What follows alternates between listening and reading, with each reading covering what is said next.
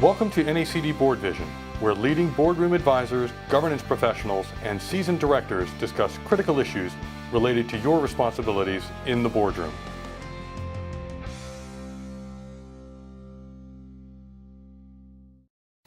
Hi, I'm Steve Kalan with NACD, and today on BoardVision we'll be talking about non-qualified deferred compensation plans.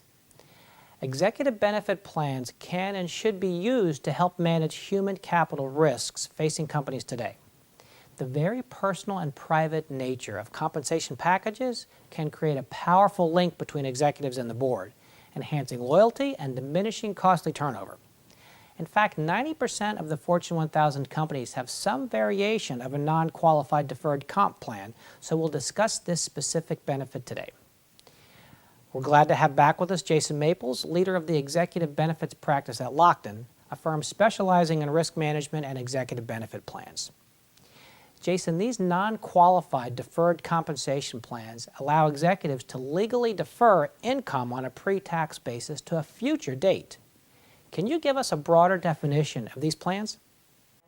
Thank you, Steve. Non-qualified deferred compensation plans allow the executive to control the timing and taxation of their income by deferring income to a future date and time. In addition, companies have the ability to make contributions to these plans as well. So these plans are typically designed with three components. The first is an elective deferral component that allows the executives to defer as much as 100% of their income and defer that to a future point in time. Second, companies can use these plans to restore any lost matching contributions due to either discrimination testing in the 401k or because of the covered compensation limits. And finally, the companies can use these plans on a discretionary basis to make a deferral for somebody or a contribution for somebody in any amount at any time with any vesting schedule, so they can use these plans to help recruit and retain key talent.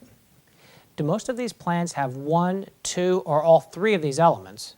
And what are the main drivers in the creation of these plans?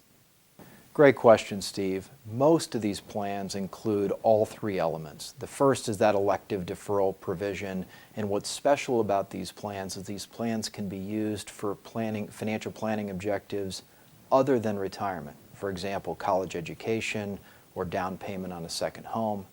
Second is that restorative contribution to make up any lost contributions in the 401k plan above the covered comp limits. And then that third piece is that discretionary piece that gives the board the ability to make additional contributions if needed. Jason, given the current tax situation where we can expect increases across the board for executives, how will this affect the design and solutions in these plans? I think you'll definitely see an increase in the amount of elective deferral plans taking place because of the new Medicare investment excise tax and because of the probable expiration of the Bush tax cuts. Second, that restorative piece is going to continue to be important because it's critical for the companies to have a vehicle to make up those lost matching contributions. And then the third piece is that discretionary piece, which gives the company added flexibility from a compensation perspective to make contributions for executives and discriminate who those contributions are for based upon the needs of the organization. Jason, this has been very helpful and should give our directors a feel for the type of oversight they can use on this matter.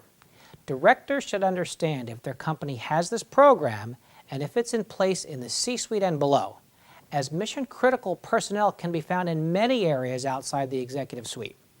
Directors may even ask how many have these types of benefits and where they're concentrated to get a feel for the parts of the company most at risk to the loss of key people. If companies aren't using executive benefits like non-qualified deferred comp plans to keep their talent, they should expect their competitors may be using this very tool against them. Thanks again for your expertise today, Jason. I'm Steve Kalan, and this is BoardVision.